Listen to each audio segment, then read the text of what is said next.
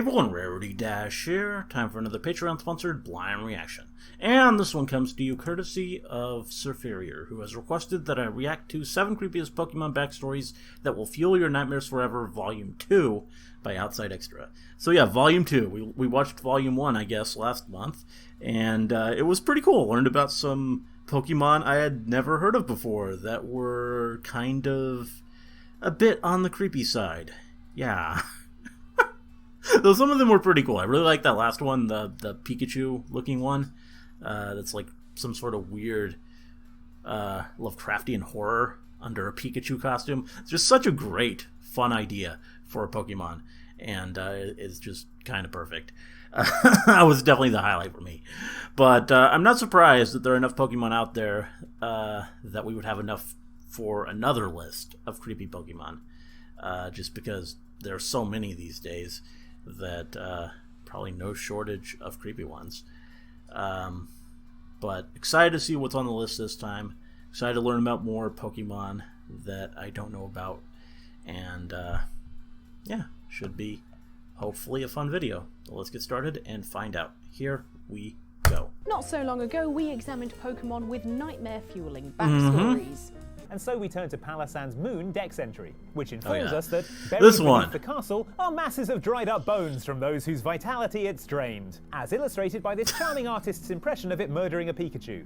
Not being funny or anything, but does someone want to go over and check on the Pokemon team? You know, just make sure they're all alright, getting enough fresh air? But then two things happened. First, we finally stopped screaming, and second, of course, we realised that we are not the only Pokemon with spine-chilling secrets, and that there are plenty more seemingly adorable beasties out there whose creepy backstories would turn your stomach, quite literally in some cases. Whether they're harvesting souls or just setting fire to a child's house, here are even more Pokemon that are secretly terrifying. Sorry. Who's that Pokemon? It's Gorbis! Gorbis! Really? With such an innocent name, how could it be? Is full of horrors. How could that be terrifying? The devil's work. Pokemon reflects this, of course. Consider the toothsome Sharpedo or the sinister Tentacruel, for example. Which both sound as horrible as they are. So what would you imagine that this ocean-dwelling Pokemon is called? Sweetie fish? Elegant? Try Gorbis!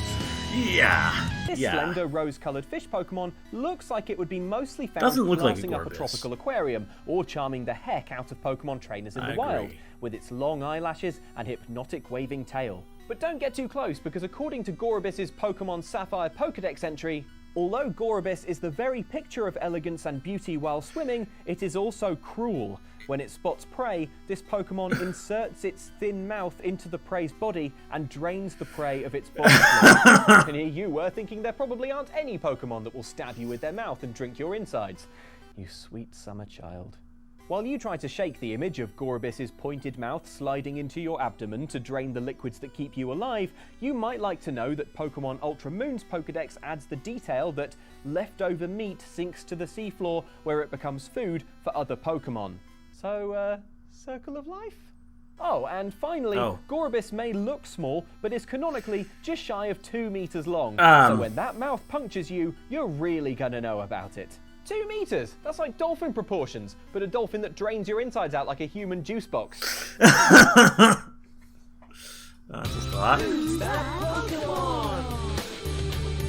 It's Lampent! Oh, I hate its eyes. Hate the eyes. How much damage can a lamp possibly do?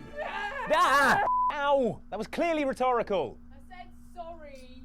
But to be honest, as soon as you get a look at Lampent, a luminous species first introduced in Pokemon Black and White, it should be clear that all is not well. For one thing, it's part ghost type, which, as we're learning, usually means there's something grim going on, usually involving souls. And indeed, Lampent's Black and White 2 Dex entry begins, the spirits it absorbs fuel its baleful fire, which means that candle is kept lit by burning up the souls of the dead, which is not chilling already. Chilling enough, you might think, for a game aimed at children. But try telling that to the Pokedex writers, who add the following horrible detail that Lampent has been in hospitals waiting for people to pass on, which is so freaky we could almost pass out with fear if not for the worry that we'd wake up in the ER with Lampent hovering by the door hoping to steal our soul, the glowing little grave robber. That's it, I'm never going near a hospital again. I mean, this lamp wound will probably get better on its own, right? I mean, it's already Going black, that means healing. Oh. Pretty sure. Who's that Pokemon? It's Golbat! Okay, one I actually Worst know. thing I've ever seen. Or was this going to be about blood? Clearly, there was never ever going to be anything good about Golbat, a Pokemon whose main deal is having a mouth so large that you could drive a car straight through it.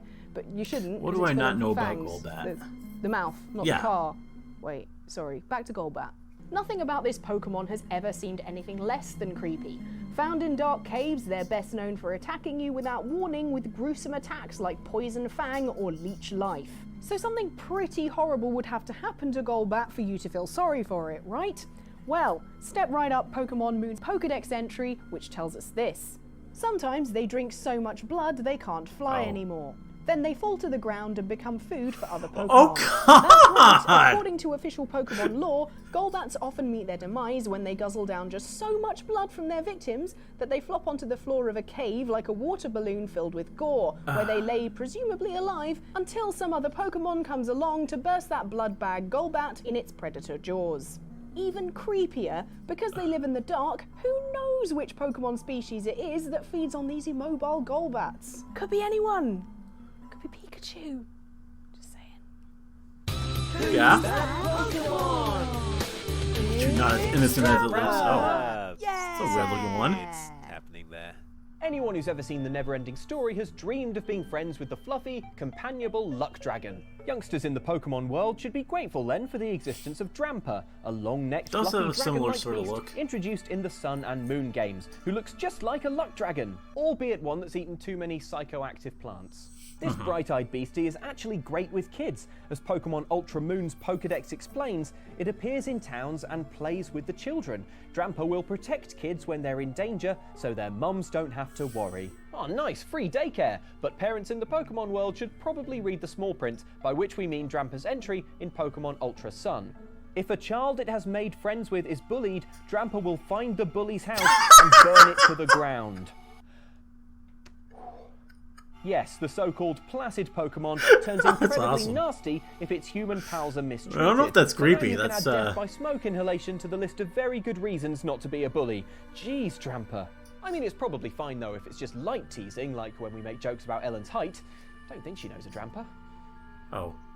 She does have matches though. Who's that Pokemon? It's Phantom. Oh my god, that Okay. tree has a face. It has a face! I feel sick. If you find yourself lost in the forest, the best thing to do is to stop, remain calm, and don't let your soul get trapped in a tree stump. Yeah. Also stay hydrated. But clearly people are disregarding these simple survival steps, as the existence of the Pokemon Phantom proves. This diminutive being lives in the woods, and people who enter the forest may be led astray by these wisp-like creatures, thanks to their ability to imitate a child's voice. How does a Phantom imitate a child's voice, you might wonder? Why are you asking that? That's a really weird thing to wonder. But anyway, it's because they have first-hand experience. Oh. To quote Pokemon Sun's Pokedex entry, these Pokemon are stumps possessed by the spirits of children who died in the forest. Okay. Their cries sound like eerie screams. Wonderful. And if you're curious to know what a child's soul stuffed into a tree stump sounds like when it cries, here it is. You know, that would make a really, really good text alert sound, but that would be in poor taste, right? Yes. Phantom's tragic backstory is nightmare-inducing enough already, but if you ask us, it's made all the more upsetting by the fact that Phantom isn't even that rare, suggesting that the Pokemon world has a serious problem with children getting fatally lost in the woods. Hey, Pokemon State Parks Department, I know you're probably busy, but could you not just put a sign up or something? What? Nothing? What? Who's that Pokemon? It's Smoochum. Oh. What's... I don't want to know. What? There are plenty of questions raised by the Another Pokemon familiar one. Smoochum, like, what's with those lips? Is that its natural hair? If so, where does it get its hair done? Can I have that place's number? But as it happens, the first question is the one to ask, because Smoochum is all about those pouty lips, and vanity in general. Since Smoochum was introduced in Pokemon Gold and Silver, Pokedex entries have explained that it likes to check its reflection in water to make sure it's looking fly, and that it runs everywhere, but falls over a lot. Falls over a lot. That's the kind of thing we like, Pokedex writers. Not what we find out about Smoochum in Pokemon Ultra Sun. Yep, in a true fact we did not need to know, turns out Smoochum's pouty lips are extremely sensitive, and I quote, "When it examines things before touching them with its hands, it makes lip contacts and then diligently licks all the dirt off its lips." Okay. Which, one, just super unhygienic, and two, nope. For one thing, if all the dirt comes off on its lips, then... No, you know what, we're not doing this. No. It's creepy. I'm creeped out. Yeah, it's the lips. It's the whole deal. You're supposed to be my agent. You're supposed to be my agent. Okay.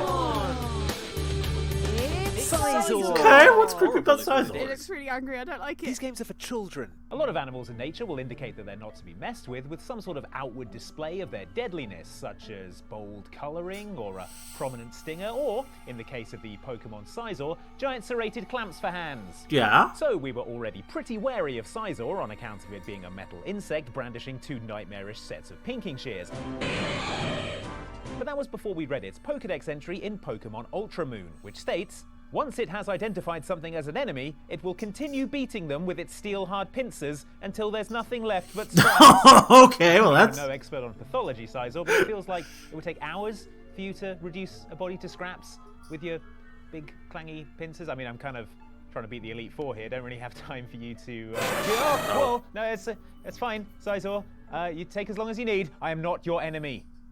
If it helps, try to imagine Sizor as a kind of sentient garbage disposal, with exactly the amount of noise and organic mess that implies. Not that we don't love having it in our party, it's the best, for sure. You want to get in the Pokeball now, Sizor? No? That's cool. You want me to get in the Pokeball? Oh. Yeah, it's fine, not a problem. Just, we can make this work somehow.